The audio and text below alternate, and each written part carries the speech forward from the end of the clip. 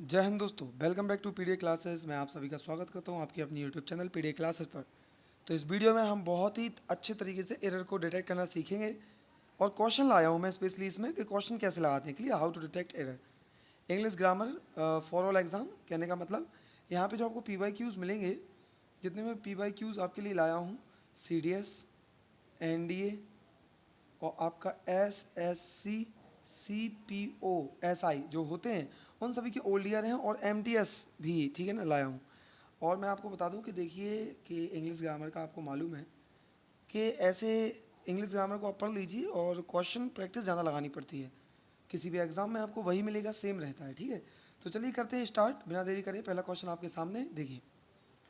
The government need to adapt the government need to adapt a multiple year expenditure outlook while preparing the budget. तो इसका answer होगा P, because government जो आपका है, government word है, ये आपका है कलेक्टिव नाउन। क्या है ये? Collective noun. और ये एक ग्रुप में है, तो ये सिंगल यूनिट के फॉर्म में बताया। गवर्नमेंट बहुत तो है नहीं, एक गवर्नमेंट की बात कर रहा है। जो गवर्नमेंट है उसने एक मल्टीपल ईयर एक्सपेंडिचर आउटलुक अपनाया है, उसको प्रिपेयर किया है, तो इसलिए उसमें नीड्स आएगा, नीड नहीं आएगा, क्लियर है। तो नीड नहीं आएगा, नीड्स आएगा, याद रखिएगा। तो अब हम चलते हैं नेक्स्ट क्वेश्चन पर। नेक्स्ट क्वेश्चन आपके सामने ये रहा। It was him. देखिए यहाँ पे ये बहुत ही शानदार क्वेश्चन है, इट वाज हिम। मैं डिस्कस करता हूँ। इट के बाद आपको दो कंडीशन मिलती हैं, या तो इज मिलता है या वाज मिलता है। तो याद कर रखना है, और उसके बाद हमेशा सब्जेक्ट आता है लास्ट में। क्या आता है? सब्जेक्ट। ये याद रखना है। तो आपको देखना है, अब देखिए 2 मिनट में आप बता देंगे इट और वाज मिला। क्या हिम सब्जेक्ट है? रॉन्ग, हिम सब्जेक्ट नहीं है, आंसर ए। बिकॉज ही होता है सब्जेक्ट और हिम होता है ऑब्जेक्ट, तो हिम ऑब्जेक्ट था इसलिए गलत था, यहाँ ही आएगा। क्लियर।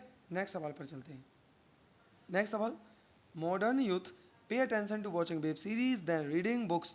मैंने पहले भी बता रखा है कि आपका कॉम्पिटेटिव डिग्री जब भी आता है तो वो हमेशा THAN वाला देन लेता है, THEN वाला देन नहीं लेता।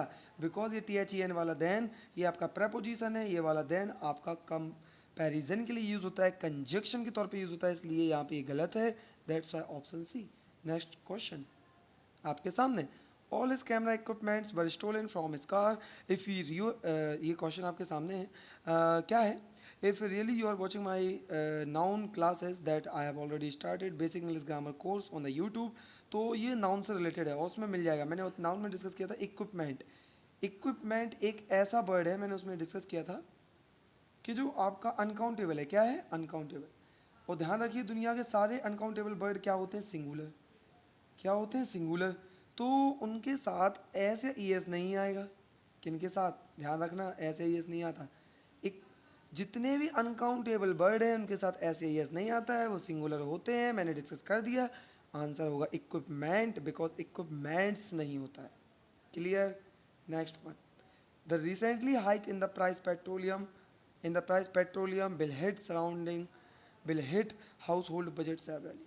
अब देखिए मैं आपको बता दूं, अगर कोई भी वर्ड आपको नाउन से पहले मिलता है, if you find any word before the noun then you have to remember कि वो वर्ड आपका एडजेक्टिव रहता है। क्या रहता है? एडजेक्टिव रहता है। क्लियर। तो अगर एडजेक्टिव रहता है तो ध्यान रखना पड़ेगा। कैसा सर? नाउन से पहले कोई भी वर्ड रहे, उसकी क्वालिटी बताए, या प्रोनाउन से पहले रहे। नाउन या प्रोनाउन से कोई भी वर्ड रहता है, उसकी क्वालिटी बताता है, तो वो एडजेक्टिव होता है। अब यहाँ ध्यान से देखिए, रिसेंटली हाइक, हाइक हो गया नाउन।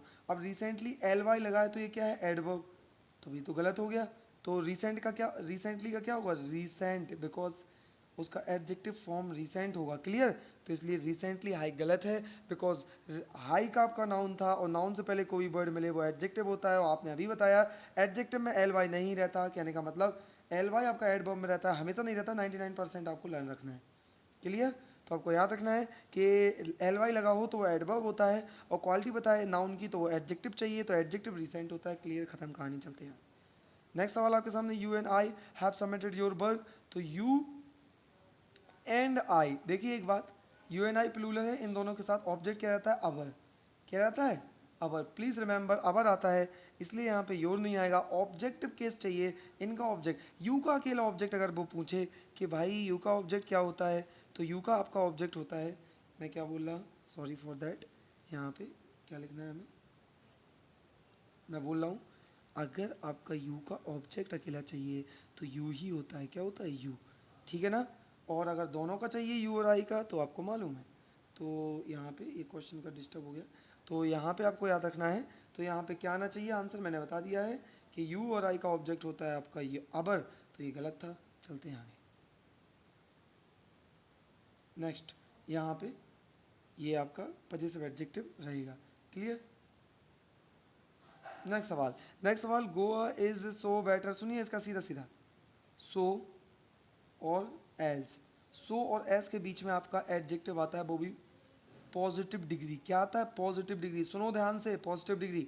अरे ध्यान से लिख लो, और पॉजिटिव डिग्री का आएगा, मजा आ जाएगा एकदम। पॉजिटिव डिग्री का आएगा, इन दोनों के बीच में कभी कॉम्परेटिव सुपरलेटिव कुछ नहीं आता। पॉजिटिव डिग्री हमें से चाहिए, बेटर नहीं चाहिए। दैट्स वाई यहाँ पे गुड चाहिए। क्या चाहिए? Good, because good is a positive degree, that's why answer is ये। चलते हैं आगे।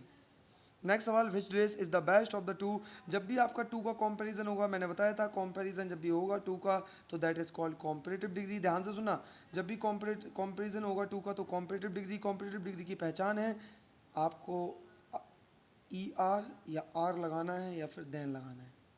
This is the identification. ठीक है ना। ऑफ इसलिए लगा क्योंकि यहाँ पे दूसरी तरीके से सवाल पूछा है। तो आर ही आर तो नहीं है ना, दो का कंपैरिजन हो रहा है।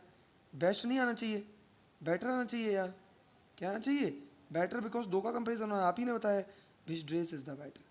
क्लियर। Next question. नेक्स्ट सवाल, I want you to complete the work by 2 days। By 2 days यहाँ पे आपकी गलती है भाई। देखिए ध्यान से, क्यों गलती है स्पष्ट आपको दिख रही है। गलती इसलिए है क्योंकि एक ड्यूरेशन है, तो यहाँ पे विथिन आना चाहिए। क्या आना चाहिए? विथिन। विथिन आपका होता है एंड ऑफ द डे। क्या होता है? End of the time. End of the time यानी कि इतने समय के अंदर मैं ये चीज़ आपको दे दूंगा, इसलिए बताता है within the day, within 2 days। Next सवाल, I if I win £1,000,000 I would give up this job tomorrow. देखिए ये मैं इफ क्लॉज के हैं, और 3 इसके क्वेश्चन होते हैं इफ क्लॉज से। हमेशा एक क्वेश्चन आता है, तो मैंने 3 आपको एरर कैसे ढूंढते हैं, ये 3 क्वेश्चन मैंने बताए थे प्रीवियस वीडियो में, आप जाके वहाँ देख सकते हैं। ओके भाई, इसका आंसर एग्जैक्टली आपका क्या होगा? इफ आई विन, बिकॉज यहाँ पे आपका V2 है। वुड, वुड क्या है आपका? V2, तो यहाँ पे भी आपका V2 चाहिए, दैट्स वाई। ओके नेक्स्ट चलते हैं। तो बस ख़त्म हो गया, आपके 10 क्वेश्चन ख़त्म किए हमने बहुत शानदार तरीके से। ये सब आपके CPU, SSC और CDS के सभी के हैं। ओल्ड ईयर 2018 से लेकर 2019 के बीच में मैं ऐसे निकाल रहा हूँ। तो यार बहुत ही प्यारा प्रैक्टिस सीजन चला रहे हैं, और आपको बस ये फॉलो करना है। और डिटेल में भी मैं काफ़ी डिस्कस करूँगा, लेकिन अभी नहीं, आप लोगों की रिकमेंडेशन के अकॉर्डिंग करूँगा। कई लोग ऐसा बोले मुझसे कि सर बस क्वेश्चन करा दीजिए, ज़्यादा डिटेल डिस्कशन मत कीजिए। अगर आपको ऐसा लगता है कि डिटेल डिस्कशन चाहिए हमें, ताकि हम यहीं कहीं सीख जाएँ, हमको वीडियो देखने की ज़रूरत ना हो कि आप कहते हैं वीडियो जाके देख लीजिए, मैं यहीं कहीं बात खत्म हो जाए, तो आप लोग मुझे कमेंट करके बताइए। और क्या चाहिए आपको? PQRS चाहिए, और कितने सारे सीरीज़ में क्वेश्चन चाहिए इंग्लिश ग्रामर के, आप मुझे रिकमेंडेशन कर सकते हैं। तो ठीक है, ये आज के लिए इतना ही रहने देते हैं। जब तक लिए till then take care of your self and Jai Hind दोस्तों। फिर मिलते हैं नेक्स्ट वीडियो में। Thank you for watching the video.